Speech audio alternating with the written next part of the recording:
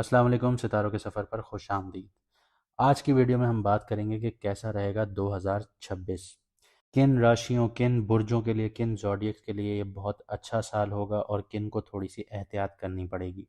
किन की शादियां होंगी, किन के प्यार टूटेंगे, किन की सेहत अच्छी होगी, कौन अपनी सेहत दोबारा हासिल कर पाएंगे और किन लोगों को थोड़ी सी एहतियात करनी होगी। हम सारी चीज़ें डिस्कस करेंगे। लेकिन उससे पहले मैं आपको ये बताता चलूँ कि 2025 जो है वो मार्स का साल है। तो मार्स के साल में आपने क्या देखा, ये मैडम एस्ट्रोलॉजर अनबक्श ने पहले भी बताया था कि इस साल आप लोग लड़ाई झगड़े, जंगें, आप लोग सैलाब, तूफान, ये सारी चीज़ें देखेंगे।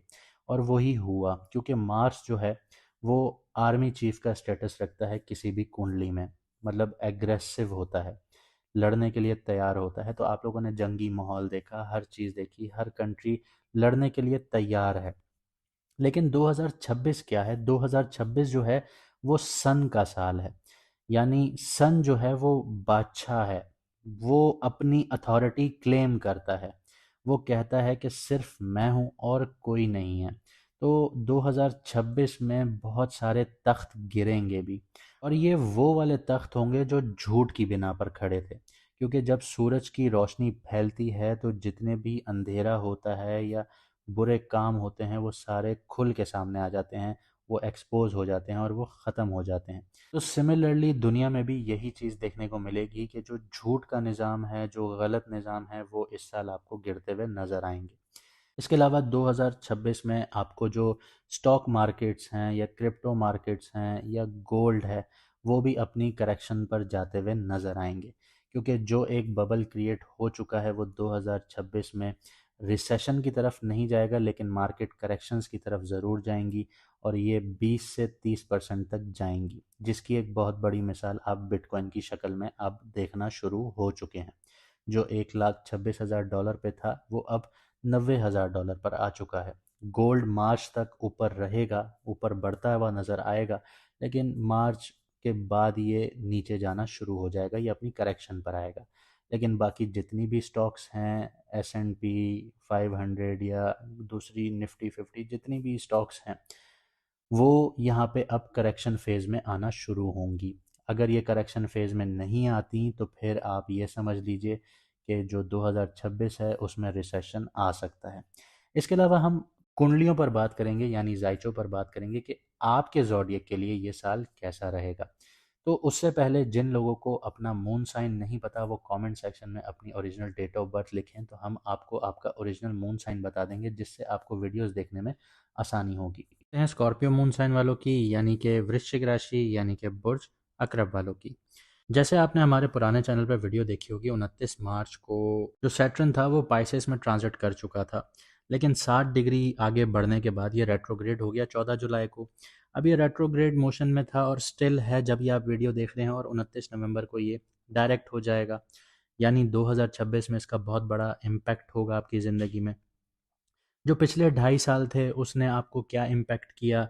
जो सैटर्न था वो आपके फोर्थ हाउस में था, फोर्थ हाउस से वो आपके 10th हाउस को देख रहा था, आपके सिक्स्थ हाउस को देख रहा था, आपके फर्स्ट हाउस को देख रहा था। तो यहाँ पे आपके लिए क्या मुश्किलात आई? आपके लिए मुश्किलात ये आई कि आपको घर का सुकून, बेचैनी, ये सारी चीज़ें देखने को मिली। माँ की तबीयत ख़राब हुई होगी। इसके अलावा घर से रिलेटेड खर्चे बहुत ज़्यादा बढ़ गए होंगे, गाड़ी से रिलेटेड भी खर्चे हुए होंगे, और आप लोगों को रीलोकेट भी करना पड़ा होगा या घर चेंज भी करना पड़ा होगा। इसके अलावा सैटर्न ने आपको सेहत के हिसाब से, या आप ये कह लीजिए कि आपको हेल्थ वाइज भी नुकसान पहुंचाया होगा, आपको कर्ज़ों में भी डुबाया होगा। हर कोई आपका दुश्मन आपके ऊपर हावी होने की कोशिश कर रहा होगा। आपको पता चल रहा होगा कि कौन रोज़मर्रा की ज़िंदगी में आपका अपना है, कौन आपके साथ मुखलिस है और कौन आपको सिर्फ धोखे में रख रहा है। इसके अलावा आपको काम में भी मज़ा नहीं आ रहा होगा, प्रोफेशनल ज़िंदगी में भी आप लोगों को एक्नॉलेज नहीं किया जा रहा होगा, बॉस वगैरह भी आप लोगों को सही से ट्रीट नहीं कर रहे होंगे, बहुत रिजिड बिहेवियर होगा उनका। और यहाँ पे इसके अलावा आप लोगों की जो फर्स्ट हाउस था वो भी डैमेज था। तो आप लोगों की अपनी पर्सनैलिटी, आपकी अपनी वाइटलिटी, आप लोगों की अपनी जो अपीयरेंस है वो भी बहुत वीक होना शुरू हो गई होगी। क्योंकि ये आपका दौर था ढैया का, लेकिन ढैया अब आपकी हुई ख़त्म। अब सैटर्न जो है वो आपके फिफ्थ हाउस में चला गया। फिफ्थ हाउस से वो आपकी सेवन्थ हाउस को भी इफ़ेक्ट कर रहा है, आपके 11th हाउस को भी इम्पेक्ट कर रहा है, और आपके सेकंड हाउस को भी इम्पैक्ट कर रहा है। यहाँ पे अब आपके लिए अपॉर्चुनिटीज़ क्या हैं और आपको मेहनत कहाँ करनी पड़ेगी और कहाँ पे आपको सही फैसले लेने पड़ेंगे, ये बहुत बड़ा मैटर आता है यहाँ पे। तो अभी हम डिस्कस करते हैं कि 2026 आपके लिए क्या इम्पैक्ट लेके आएगा। यहाँ पे हम जुपिटर को भी डिस्कस करते हैं, क्योंकि 2 जून तक जो जुपिटर है वो जेमिनाई में रहेगा, यानी आपके 8th हाउस में रहेगा। उसके बाद आपके 9th हाउस में चला जाएगा, फिर 9th हाउस को एक्टिवेट करेगा। लेकिन फिर ये फास्ट फॉरवर्ड पोजीशन में भी है, यानी अत्याचारी मोशन में भी है। तो अत्याचारी अगर यहाँ पे योग बना हुआ है जुपिटर का, तो ये फास्ट मूविंग प्लैनेट है इस टाइम पीरियड में। और जब भी जुपिटर फास्ट मूविंग होता है तो वो जल्दी जल्दी फल देता है। तो जब जल्दी जल्दी फल मिलता है तो उसमें इंसान को समझ में नहीं आता कि कैसे उसको हैंडल करना है या उसको गवा देना है, तो इंसान को पता नहीं चलता इस चीज़ का। तो यही हम सारी चीज़ें समझेंगे। सैटर्न आपके 5th हाउस में बैठा है, तो बच्चों से रिलेटेड आप लोगों को थोड़ी सी मुश्किलात आएंगी। बच्चे बददिल भी हो सकते हैं, तो उनसे अपना जो कनेक्शन है वो बहुत अच्छा बनाइएगा, क्योंकि 5th हाउस आपके बच्चों का घर होता है। अगर आपके बच्चे हैं तो अपने बच्चों को समझिएगा, उनको डांटना नहीं है, उनको प्यार से समझाना है। इसके अलावा आपका 5th हाउस जो है वो आपके रोमांस का भी है। तो अगर आपका कोई रोमांटिक सीन चल रहा है तो वो उसमें अब थोड़ी सी ब्रेक आएंगी, उसका रीस्ट्रक्चरिंग फेज स्टार्ट होगा। क्रिएटिविटी पे आपको थोड़ा डबल मेहनत करनी पड़ेगी, क्रिएटिविटी आपको और ज़्यादा दिखानी पड़ेगी। हालांकि आप लोग क्रिएटिव बहुत होते हैं, लेकिन यहाँ पे अब आपको क्रिएटिविटी की और ज़्यादा ज़रूरत होगी, क्योंकि एक आइडिया आपको लगेगा कि ये बहुत अच्छा है, लेकिन फिर आप सोचने बैठ जाएंगे कि नहीं यार, इससे अच्छा आइडिया ये है, फिर ये है। तो इस पर आपको प्रॉपर रिसर्च करनी होगी कि आप क्रिएटिव आइडियाज़ पे जब रिसर्च करेंगे तो आप एक फाइनेस्ट पीस निकाल कर लेके आएंगे, जो आपको एक ब्रेक थ्रू मोमेंट्स दिलाएगा। क्योंकि सैटर्न हर चीज़ में ब्लॉकेजेस नहीं देता। सैटर्न का काम होता है जज करना, सैटर्न का काम होता है कार्मा। तो कार्मा क्या है कि अगर आप अच्छा काम करेंगे तो उसका फल मिल जाएगा, अगर आप बुरा काम करेंगे उसका फल मिल जाएगा। तो अब ये डिसाइड आप खुद करेंगे कि आप कितनी अच्छी रिसर्च करते हैं। तो यहाँ पे आपकी क्रिएटिविटी आ जाती है, यहीं पे आपकी स्पेक्युलेटिव इन्वेस्टमेंट्स आ जाती हैं। स्पेक्युलेटिव इन्वेस्टमेंट्स में मैं आपको थोड़ा सा ये कहूँगा कि विजिलेंट रहिएगा, अचानक से कहीं पे भी इन्वेस्टमेंट्स नहीं करनी है आप लोगों ने, क्योंकि यहाँ पे बात सारी ये है कि सैटर्न बैठा हुआ है। प्रॉपर रिसर्च, प्रोफेशनल्स की एडवाइस उसके बगैर आप लोगों ने नहीं करना, किसी को उधार भी नहीं देना, वरना आपका उधार भी मिलेगा नहीं आपको। इसके अलावा सैटर्न आपके थर्ड नज़र से 7th हाउस एक्टिवेट कर रहा है। 7th हाउस किस चीज़ का है? आपकी लाइफ पार्टनर का है, यानी आपकी स्पाउस का है, आपकी बेगमात का है, या आपके हस्बैंड्स का है। तो 7th हाउस आपका इसका भी होता है, मैरिज लाइफ का होता है, और 7th हाउस आपके बिजनेस पार्टनरशिप्स का होता है। तो सैटर्न जब थर्ड नज़र से आपके 7th हाउस को देखेगा तो आपको अपनी जो लाइफ पार्टनर के साथ है उनमें थोड़ी सी कोल्डनेस फील होगी। आपको वो रिश्ता रिश्ता नहीं लग रहा होगा, आपको इस तरह लगेगा कि यार बहुत ज़्यादा मेरा जो दिमाग है वो ख़राब हो रहा है इन चीज़ों से रिलेटेड। तो आपको थोड़ा सा समझना होगा, यहाँ पे हर चीज़ गुस्से से, जल्दबाजी से नहीं डील की जाती, टेबल टॉक की जाती है, एक दूसरे को समझना पड़ता है। कभी आप झुकेंगे, कभी आपका पार्टनर झुकेगा, तो ऑब्वियसली सी बात है आप लोग यहाँ पे कैरी आउट कर सकते हैं, और यहाँ पे आपका जो बॉन्ड है वो और ज़्यादा मजबूत हो जाएगा। सिमिलरली ये आपके जो बिज़नेस पार्टनरशिप्स हैं उसको भी देख रहा है, तो बिज़नेस पार्टनरशिप अब फ़िल्टर आउट होगी। अगर आपका पार्टनर आपके साथ सिंसियर है तो वो आगे लॉन्ग टर्म चलेगा, अगर सिंसियर नहीं है तो ये यहाँ पे टूटना शुरू होंगी। इसके अलावा सैटर्न जो है वो 7th एस्पेक्ट से, 7 नज़र से आपके 11th हाउस को देख रहा है। 11th हाउस किस चीज़ का है? 11th हाउस आपका जो है वो बड़े बड़े फ़ायदों का है, मुनाफों का है, ठीक है। 7th हाउस आपके दोस्तों यारों का है, सोशल सर्कल का है। 7th हाउस आपके नेटवर्क्स का है। ये वो नेटवर्क्स और सोशल सर्कल होता है जो ऑलरेडी बना हुआ होता है। जो बन रहा होता है वो थर्ड हाउस होता है, ठीक है। तो जो 11th घर है आपका, उस पे डायरेक्ट नज़र देख रहा है सैटर्न। जैसे आप सामने देखते हैं तो बिल्कुल सीधा देख रहे हैं, आपको क्लियर विजन नज़र आ रहा है। मतलब ये सैटर्न क्लियर विजन से आपके 11th हाउस को देख रहा है। तो 11th हाउस में अब आपके दोस्त यार जो होंगे वो फ़िल्टर आउट होंगे। आपको जो प्रॉफ़िट्स और गेन्स मिलने हैं वो एकदम से नहीं मिलेंगे, मेहनत करनी पड़ेगी उनके पीछे, और दिल लगा के हार्ड वर्क करना पड़ेगा डिसिप्लिन के साथ।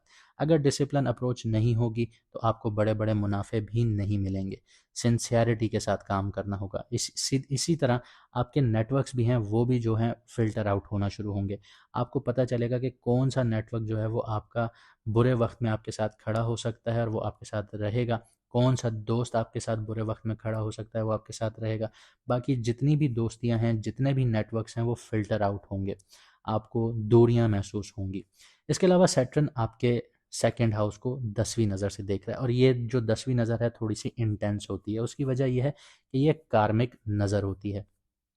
अब यहाँ पे कार्मिक नज़र का मतलब क्या है कि अगर आपने मेहनत की है, प्रॉपर वे में की है, तो अब आपका बैंक बैलेंस बढ़ना शुरू होगा और वो स्टेबल होना शुरू होगा, क्योंकि सैटर्न जो है वो स्टेबिलिटी को दिखाता है। तो यहाँ पे आपको स्टेबल इनकम जो है वो आपकी जमा होना शुरू होगी, आप सेविंग कर पाएंगे। लेकिन अगर आपकी मेहनत में गड़बड़ है, आपने मेहनत सही नहीं की, आपने किसी का नुकसान किया है, अपनी बोटी के चक्कर में आपने किसी का बकरा हलाल किया है, तो यहाँ पे अब सैटर्न आपका बकरा हलाल करेगा दूसरे की बोटी के चक्कर में।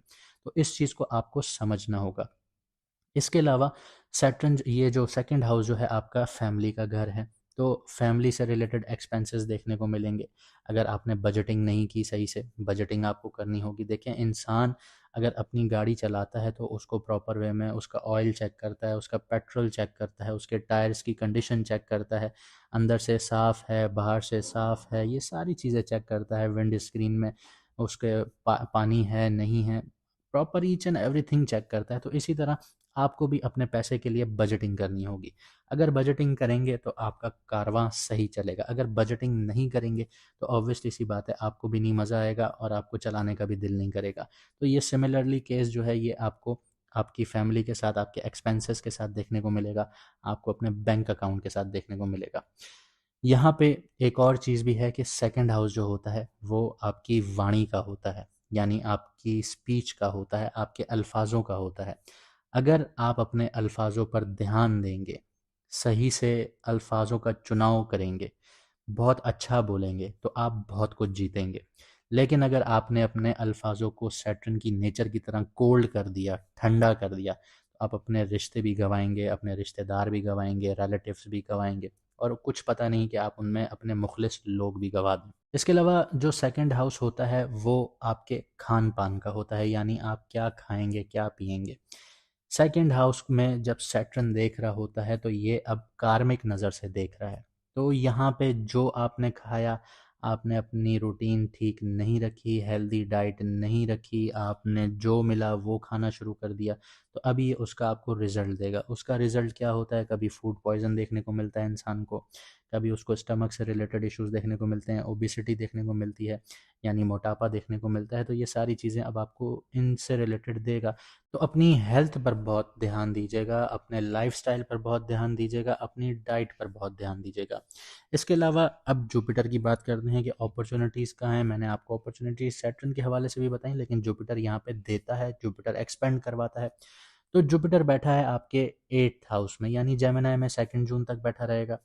8th हाउस से रिलेटेड ही आपको क्या देगा? 8th हाउस से रिलेटेड ही आपको एक्सपेंड करवाएगा। किस वे में एक्सपेंड करवाएगा?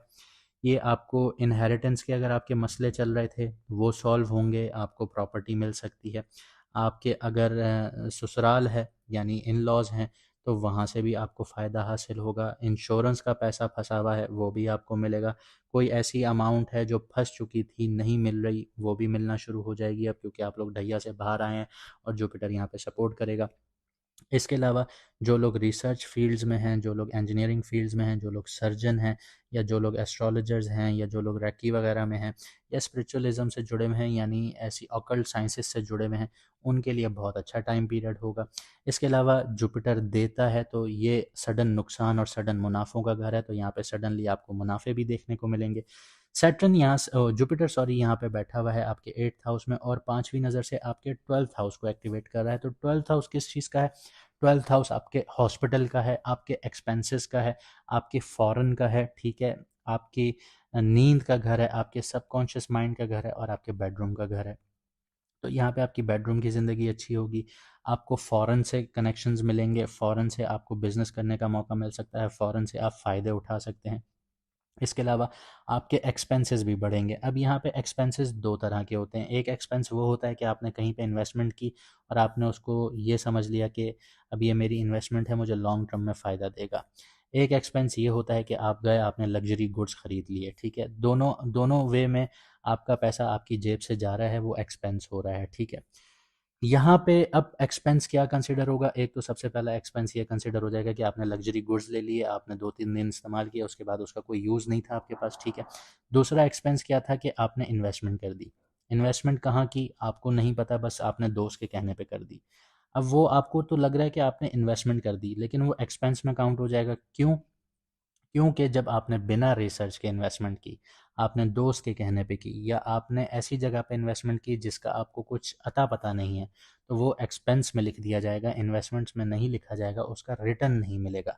लेकिन जब आप यही रिसर्च करेंगे, प्रॉपर वे में देखेंगे कि कहाँ इन्वेस्ट करना है, कहाँ नहीं करना, तो यही आपका जो 12th हाउस का जो एक्सपेंस है, ये आपकी इन्वेस्टमेंट में कन्वर्ट होगा और आपको लॉन्ग टर्म में जाके ये फ़ायदे देना शुरू करेगा, क्योंकि जुपिटर देता है। इसके अलावा थोड़ी-सी आपको डिप्रेशन और एंग्ज़ायटी देखने को मिलेगी, और आपका जो स्लीप सर्कल है वो डिस्टर्ब होगा। तो अपनी जो स्लीप साइकिल है उसको डिस्टर्ब होने नहीं देना। एंग्ज़ायटी होती है, डिप्रेशन होता है, तो जर्नलिंग कीजिए, ग्राउंडिंग प्रैक्टिसेस कीजिए। इसके अलावा जुपिटर जो है वो 7वीं नज़र से आपके सेकंड हाउस को देख रहा है, जिसको सैटर्न भी देख रहा है 10वीं नज़र से, कार्मिक नज़र से, लेकिन जुपिटर 7वीं नज़र से डायरेक्ट नज़र से देख रहा है। डायरेक्ट नज़र से देख रहा है तो ये आपका बैंक बैलेंस भी बढ़ाएगा, आपकी फैमिली के साथ आपके रिश्ते भी अच्छे करेगा, बॉन्डिंग भी अच्छी करेगा, आपको हेल्थ वाइज भी यहाँ पे थोड़ा सा सपोर्ट करेगा, और आपकी जो ज़बान है, अल्फाज हैं, वो थोड़े नॉलेजेबल होना शुरू हो जाएंगे। लोग कहेंगे कि आप पढ़े लिखे हैं या आपके पास इल्म है, ठीक है। जुपिटर यहाँ से आपके 4th हाउस को भी देख रहा है, जिसमें 9th नज़र से, जिसमें पहले सैटर्न बैठा हुआ था 29 मार्च तक। 29 मार्च से सैटर्न आपके 5th हाउस में चला गया, लेकिन अब जुपिटर आपके 4th हाउस को देख रहा है, तो माँ की जो आपके साथ अनबन थी, या माँ की सेहत ख़राब थी, तो यहाँ पे अब माँ को आपकी जो सपोर्ट मिलेगी ऊपर वाले की तरफ से, जुपिटर देगा, वो उनकी जो इम्यूनिटी है, वाइटलिटी है, वो बेहतर होना शुरू होंगी। इसके अलावा आपको प्रॉपर्टी भी मिल सकती है, आपको घर भी मिल सकता है, आपको गाड़ी भी मिल सकती है। मेहनत आपने करनी है, ये चीज़ें इस टाइम पीरियड में हो सकती हैं। इसके अलावा यहाँ पे अगर आपने प्रॉपर्टी नहीं ली, घर नहीं लिया, गाड़ी नहीं ली, तो आपकी रीलोकेशन भी होगी, ठीक है। आपको घर से रिलेटेड अच्छी न्यूज़ भी मिलेगी। लेकिन ये चीज़ मैं आपको बता दूं कि आपको ये अभी योग ओपन हो चुका है, कि ये योग बन चुका है कि आप लोग घर ले सकते हैं, गाड़ी ले सकते हैं, ठीक है। थोड़ी सी मेहनत कीजिए, आप इन चीज़ों को हासिल कर सकते हैं, आप प्रॉपर्टी भी बना सकते हैं, क्योंकि ये प्रॉपर्टी का घर भी है। तो यहाँ पे जो पिछले 2.5 साल जो सैटर्न ने बैठ के आपके मन का सुकून जो था वो तबाह किया, तो जुपिटर अब आपको ये सुकून देगा। लेकिन जुपिटर 2 जून से ट्रांजिट करेगा आपके 9th हाउस में। फिर क्या होगा? जुपिटर 2 जून से आपके 9th हाउस में ट्रांजिट करेगा, तो 9th हाउस आपकी लक का घर है, 9th हाउस आपके मेंटोर्स का घर है, 9th हाउस आपके उस्ताद का घर है, 9th हाउस आपके फादर का घर है, 9th हाउस आपकी ट्रैवलिंग का घर है, इंटरनेशनल ट्रैवलिंग का घर है, 9th हाउस आपकी हायर एजुकेशंस का घर है, और 9th हाउस आपकी रिलीजियस एक्टिविटीज़ का घर है। और 9th हाउस जो है ये वक्त के साथ ग्रो होता है। वो कैसे ग्रो होता है कि जब आप किसी की दुआएं लेते हैं, किसी का भला करते हैं, तो यहाँ पे आपका 9th हाउस ग्रो होता है, और 9th हाउस का कनेक्शन 12th हाउस से बहुत मजबूती से जुड़ा हुआ होता है। उसकी वजह मैं आपको बताता हूँ कि हर एस्ट्रोलॉजर आपको नहीं बताएगा।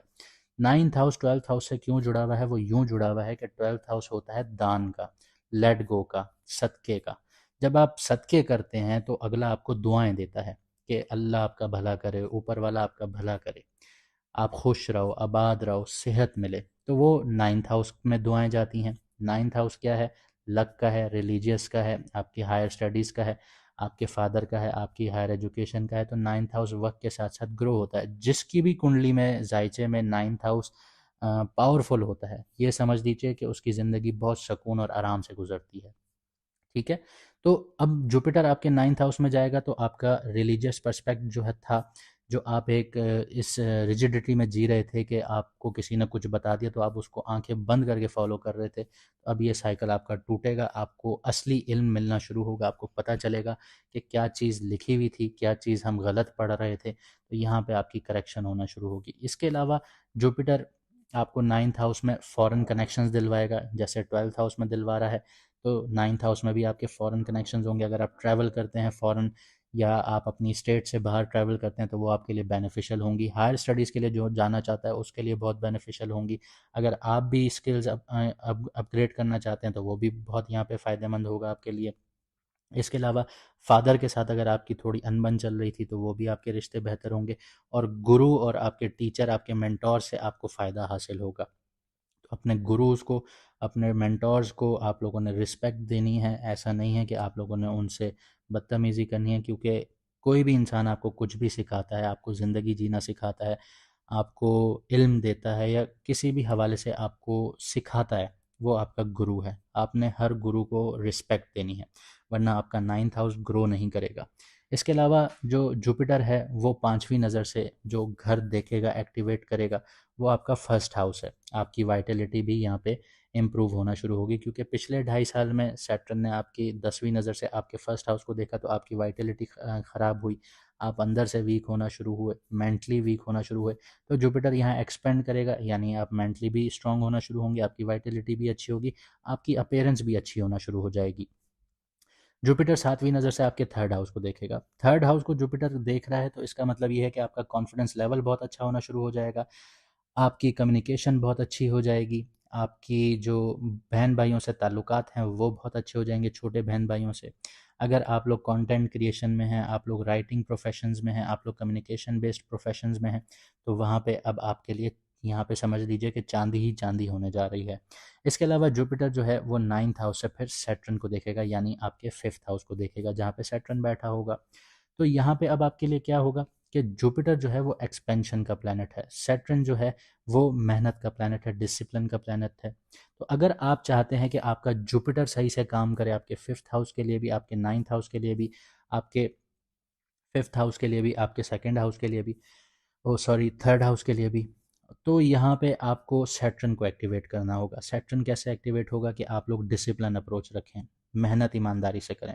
आपका जुपिटर एक्टिवेट हो जाएगा, आपका 5th हाउस यहाँ पे ब्लेसिंग्स में आ जाएगा, यानी आपको आपके बच्चों से रिलेटेड भी खुशियाँ मिलेंगी, आपको लव लाइफ में भी, रोमांटिक लाइफ में भी आपकी ग्रोथ देखने को मिलेगी, शादी तक बात जा सकती है। इसके अलावा आप लोग स्पेक्युलेटिव इन्वेस्टमेंट्स में भी बहुत कुछ कमा सकते हैं। इसके अलावा आपके जो क्रिएटिव आइडियाज़ हैं वो भी बहुत अच्छे रिजल्ट्स देना शुरू हो जाएंगे। इसके अलावा हम ये चीज़ निगलेक्ट नहीं कर सकते कि ये अगला जो साल है 2026, ये सन का साल है, जैसे मैंने आपको शुरू में बताया। तो सन की जो मूवमेंट होगी वो भी बहुत इंपॉर्टेंट होगी। हम आने वाली जो सीरीज़ होंगी सन की, जब वो ट्रांजिट कर रहा होगा, तो हम आपको सारी चीज़ें बताएंगे कि अब आपने कैसे आगे चलना है। फिलहाल के लिए इतना ही, मिलते हैं अगली वीडियो में सितारों के सफ़र पर।